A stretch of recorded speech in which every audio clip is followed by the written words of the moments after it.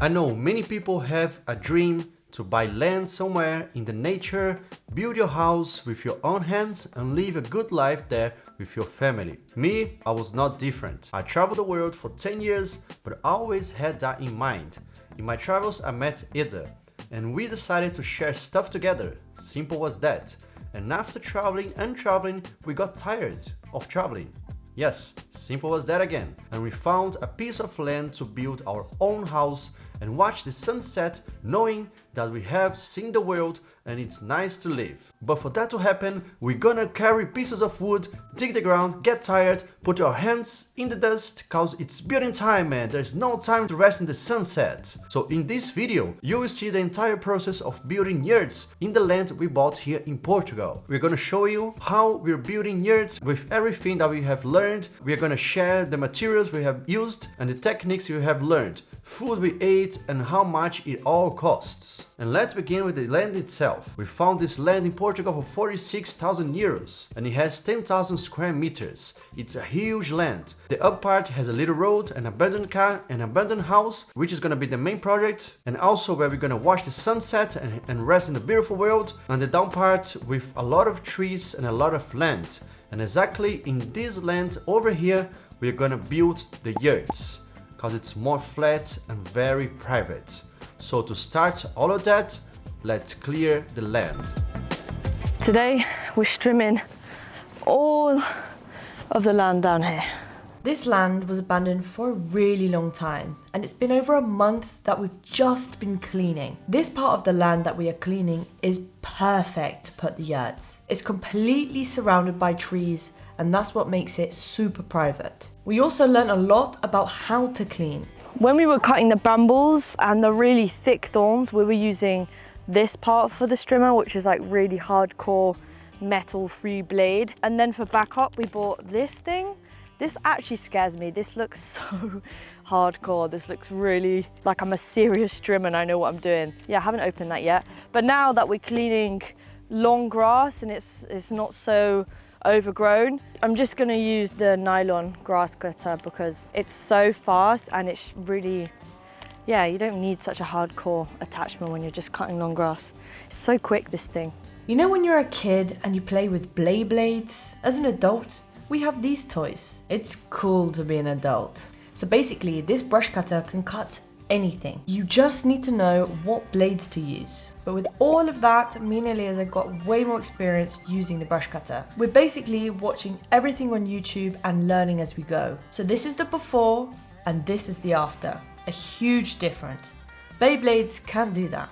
So we just finished strimming. This is what we've managed to do for the last 2 hours. It's because we had a couple of problems with the strimmer, but I think it's going to be okay. We've got some other bits to clean around the sides and a little bit down the end, but at least now we can kind of see how flat the land is and it's going to be perfect for the yurt. So yeah, come back tomorrow. Going to clean all the rest of this bit and then yeah, it's prepped. The land is going to be prepped and ready. Now that the land is clean, everything is ready for the yurts. Eda's mom lives in England and she gave her the yurts. So a good friend called Gary volunteered to drive all the way from England in a van bringing the yurts. He actually didn't drive all the way. He put the van on a ship until Santander, Spain, and drove from there to Portugal. But what are yurts? Yurts are an ancient form of portable shelter structure originating thousands of years ago in the Central Asia. They are super good looking and very safe. People use it in the mountains in Tibet. So yeah, you can imagine how strong they are. And we are building it in the land because it's really fast to build, cheap and looks really cool. Well, we need a place to stay when doing other projects here in the land, like the main house, sauna, a gaming cabin. So this channel will bring you good times watching it. So it's worth to follow. So now that the yurts are on its way to Portugal and we already cleaned the land, let me show you a little bit of the abandoned house that's in here and the reason why we bought this land. Right, when we bought the abandoned house, we entered the house once to see what's inside, and you're gonna see now what's inside because now we have the key again. Here's the key for the house. So be careful with the, that's a Monopoly game. I just figured that out, that's the cash for the Monopoly game. Cool. Right, so this is inside the house. You can see that it is really abandoned. The structure of the house is really bad. The bricks is just bricks. There are no isolation, no anything. The ceiling is almost falling to the ground. I think one heavy rain and it falls. Everything falls here and the house is done. Everything here is abandoned for years, actually. I think this house has 3 rooms. This would be the living room, I guess. Behind me would be the kitchen and the bedroom would be there. Let's go to the kitchen so you guys can take a look. So 2 doors for the entrance, and here will be the kitchen. Again, the structure is really bad.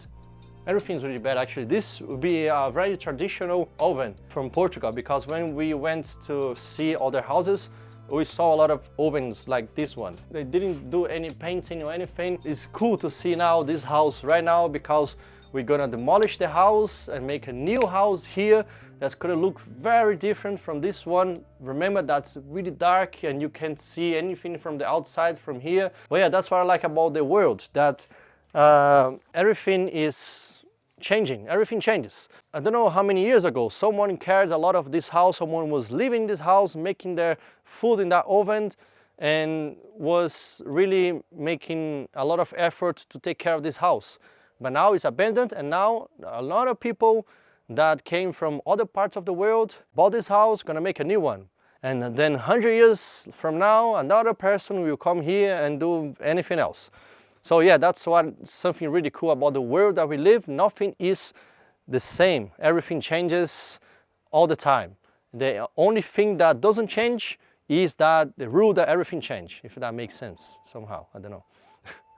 Yes, remember how this house is now, because it's going to look really different. We have some ideas and inspiration. It's going to be a 100 square meter house with 2 bedrooms, a lot of glass and wood, and very Scandinavian. We currently have an architect making the project, and as soon as he's finished, we'll make a complete video explaining everything.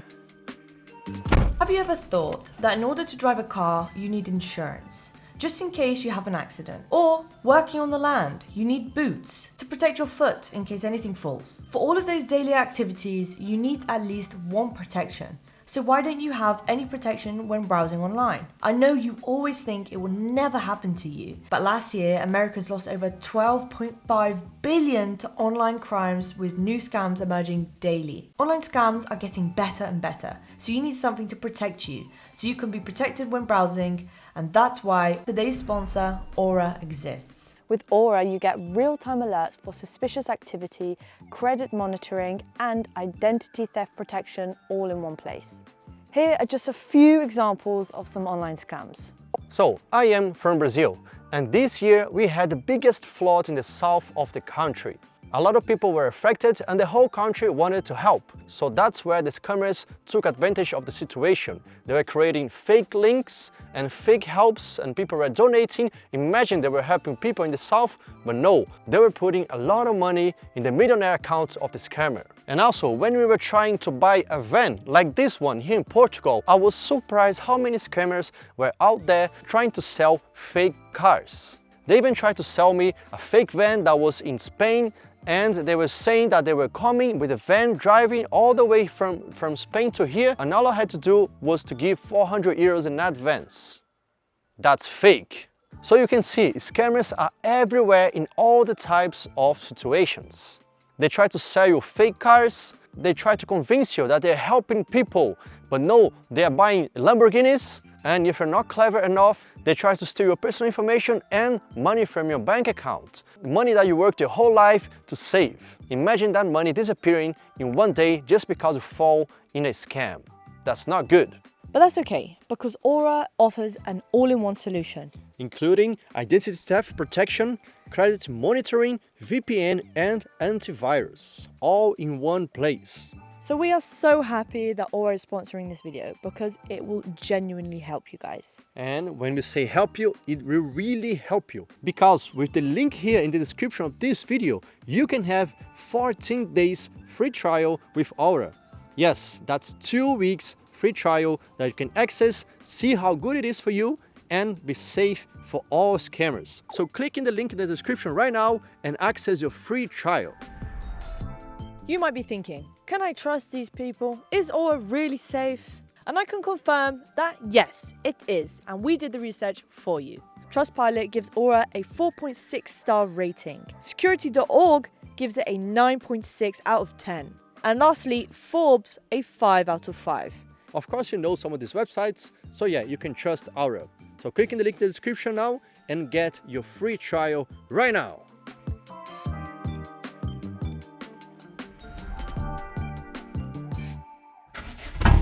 So after a couple of days waiting, Gary finally arrived with the yurts. Hey, Gary made it! Like I said before, yurts are super easy to mount. So he managed to bring both yurts in the same van, and the first thing to do was taking them to the land itself.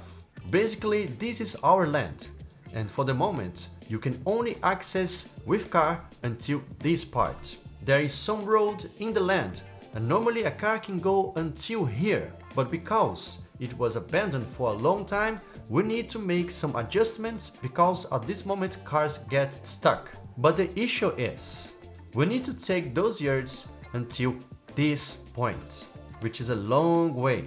So we decided to just take everything until the half of the way, which is here, for now. Especially because it's not only yurts we are talking about. All the wood that we'll be building for the yurts is also arriving today. And oh man, it's a lot of wood. The yurts need to be on top of something flat, resilient and cool looking.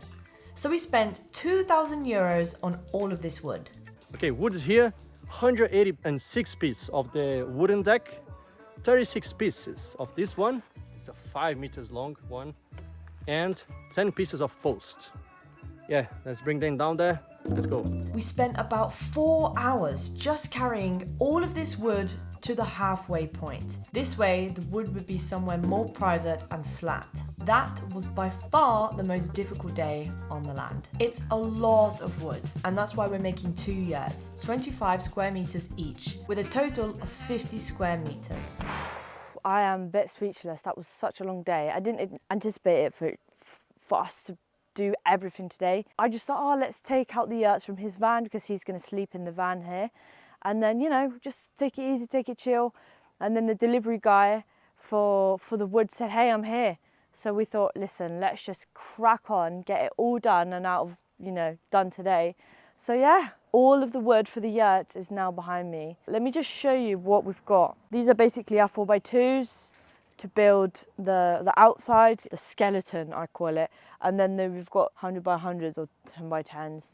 Because you've got the English measurements and the Portuguese measurements, because the English measure in millimetres and Portuguese measure in centimetres. But whatever, they're posts, because the yurts aren't going to be sitting on the ground. We're going to make a, you know, elevated base. And then here we've got our tongue and groove pine floorboards, which are going to look amazing. Put some linseed oil on that, and it's just going to be so cool.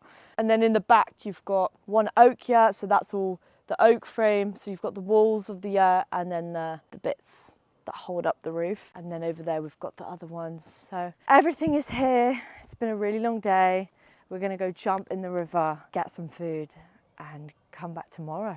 That was really, by far, the toughest day on the land. So I didn't film this part, but the next day I called a guy to go early in the morning and try and fix the road we had on the land. So next time a car can park inside the land, and Gary could also sleep with the van inside. He came early with his tractor, did the job, and now we have an entrance. The next thing now is to unbox the equipment we bought. Guys, we are really making everything from scratch here. These are the first serious pieces of equipment that we bought. We also got a generator because we don't have electricity on the land yet, and also a good miter saw. Okay, so the last, hour and a half, we've been setting up our equipment.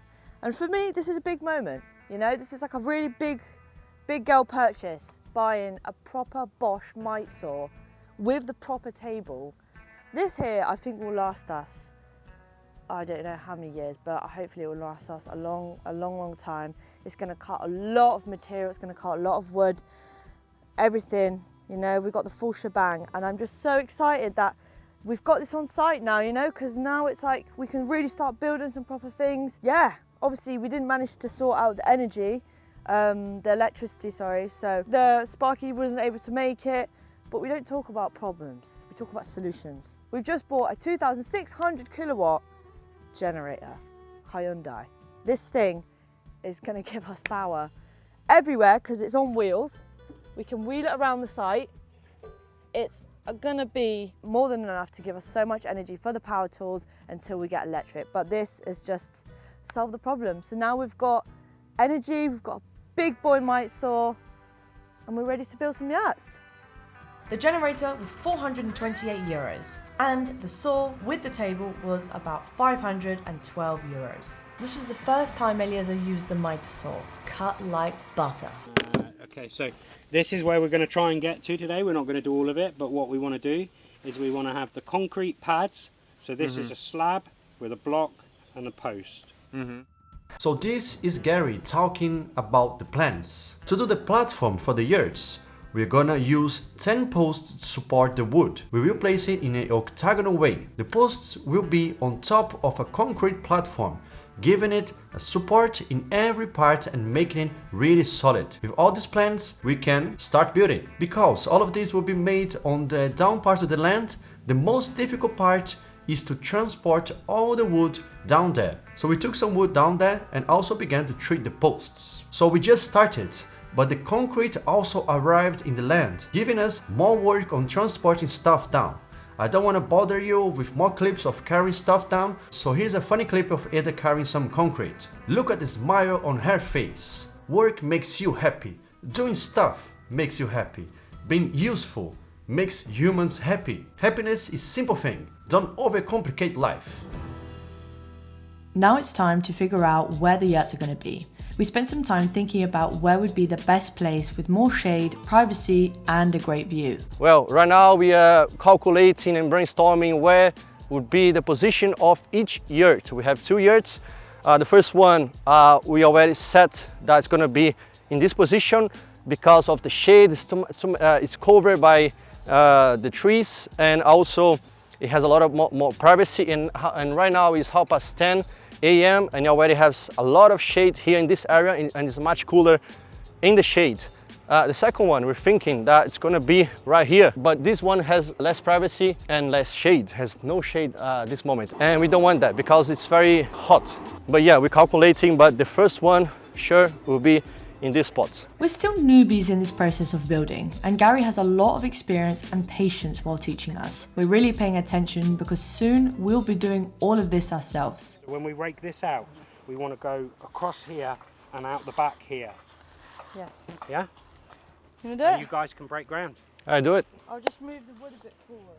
So, we decided the position of the yurts and now it's time to lay the foundations. Everything has to be level. Firstly, we remove the first layer of grass and soil, put the concrete slab in place, check if it's level, make some adjustments, and then move on to the next. Just to clarify, what we are building is a removable structure. These foundations are not built into the ground. Because the yurt is basically a tent and the platform is a removable structure that doesn't require any digging or permanent foundations, we don't need a license to build this on the land. At least that's what we've been told. That's cool, because there's a lot of cheap land in Portugal that you can buy and make these simple structures, like yurts, to call home, especially as house prices are going up so much in these last few years. Anyway, the right way to build this foundation would be to use a concrete post holder just like this one. But we couldn't find this anywhere in Portugal. So we're using concrete slabs and putting a concrete block on top. We found a cheap solution. But guys, let's take a break and appreciate the food that I've just made.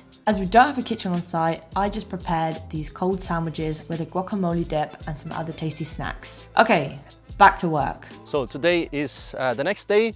It's Sunday. So instead of resting, we thought, oh, let's put some work in advance and bring all these woods down to that part where the yurts are actually going to be built. So yeah, I'll make this all simple for you. Yeah, that was another 6 hours of work. We decided we wouldn't work on the weekends, so Gary took a rest day to relax while we worked bringing the rest of the materials down to the land. These things always takes more time than you expect. It was so much more work than we initially imagined. 4 days later, an inexperienced couple that had no idea of what they were doing, and a good Samaritan who offered help because he felt sorry for them, finally started to build some yurts. Like I said, we are building an octagonal structure, but before we need to make a rectangular structure that will be 5 meters long with 40 centimeters space between each timber. At the moment, it's looking like this. Just a bunch of wood on the ground. So me and Gary started assembling the rectangular base first. Just like in the animation, we put 5 pieces of 5 meters wood together, screw them in, and now it's done. Flippin' heck, I was just painting the posts and I've come back down and the boys have already cracked on and done about half of the frame. It's looking great.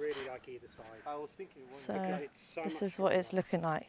Now we're just going to do the sides and the corners. And then we're just thinking about the deck here. As we're doing 2 yurts, we did the second rectangular frame on top of the first one, and second time around, it took less than 5 minutes. We also made a little deck, 2 meters by 1.6 meter, perfect for sitting down and drinking a cup of tea. Sorry, I'm sorry. What? So yeah, this is pretty much the work we did in one day. Really nice to see all of our progress. Building things with your own hands that are really useful and gonna last for years. It's so satisfying.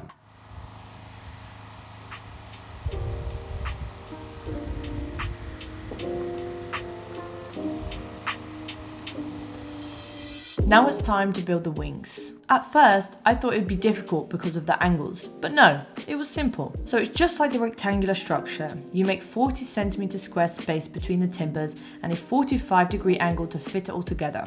Easy as that. So it's really coming together nicely now.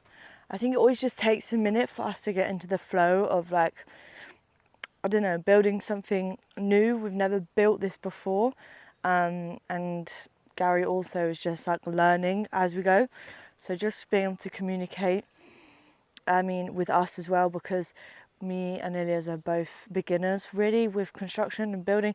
I have a bit of experience, but nothing like Gary. So the fact that he has a lot of patience with us building this, and the fact that we're also filming takes a bit more patience as well. So yeah, the fact that we've got it to this point in a couple of hours is really, really good. So now we just need to replicate what we've done on the left side and basically just flip it and put it on the right side. Then it'd be good. Hopefully we can get some floorboards on it today. And what we want to do also is make another 2 of these so we can put it on the other yurt.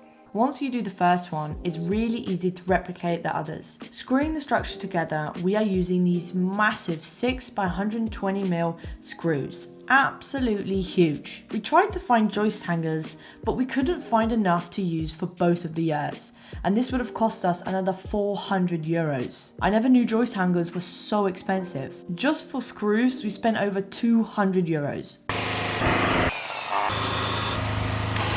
So the first structure for the first yurt is done. It's 100%, it's all set and ready to go. It's all painted, all treated, and also the second structure is almost 100% as well.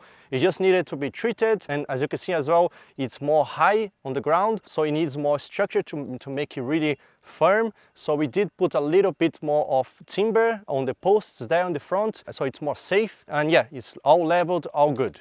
But now we're going to start with this one that's 100% done, and what we need for this one now is to put these floorboards. As you can see, they're very thick floorboards, so it helps as well for sustain everything. It's not going to move, it's not going to go anywhere. This is going to help it fix it there. But the only thing that we didn't see when we were buying this, it's a bit twisted, you know, when you see in this angle, so that's going to be a little bit harder to fit it all together. But okay, we're going to spend whatever time we need to do this. So yeah, let's get started. Bring all of them over there and bring them down roughly. And then like roughly, but Yeah, they're gonna cover roughly, but the same pattern all the way You along. know the pattern, yeah? Yeah, like this one. Just like these. Yeah. So But go from that middle out. Right, so I'll put the drone up then to make the time. Yeah. This was supposed to be easy, but because the floorboards were bent, it took way longer than we thought. We began putting the floorboards in position and started to see how the layout would look. Normally, tongue and groove fits together easily, But in this case, we had to fight putting each board into place. I was on one side, Gary on the other, and Eliezer in the middle. We fitted the boards, screwed them in, and then it started to flow. It was difficult at first, but then we got the hang of it. With the floorboards ready, it was time to cut the circular floor. Right, so the floors are done, everything is ready to go. Look at that, really nice and beautiful. But the thing is now, because the yurts are actually round, and this platform that we did is not round, it's octagonals. We put a little bit of floor left to cut and be round. We're gonna cut out all of this. But to cut out all of this, we need to find the dead center of the platform. And to find that, we found where is the center from here to here of the platform. So it's this one, we push a string all the way to there, and it's 5 meters, and the dead center is 2.5 meters, right? So I put this one here, 2.5 meters. This is the dead center of the whole platform. And now, look at that. We are started to do the circle with a piece of wood. It's like a clock that we're gonna go all around the yurt. What did you say? Clock. I thought you said cock. Oh man. Did you say? I say clock, but she's... I thought you said cocky. I thought you said it's like a cock. Yeah, it's like a clock that goes all around, and we're gonna make a nice and perfect circle to cut this wood. Nice, isn't it? Yeah. Satisfying, isn't it? It's so satisfying. That's what all of this was about. Yeah. This is so sick that this works. Like it's like so. Now look how satisfying, a perfect circle. Cutting the circular floor really showed us all the work we had to put in to make this happen. None of us have done this before, so for this to be our first time, it's pretty good. The last and final day, hopefully. Yes. We are really expecting to be able to mount this yurt today.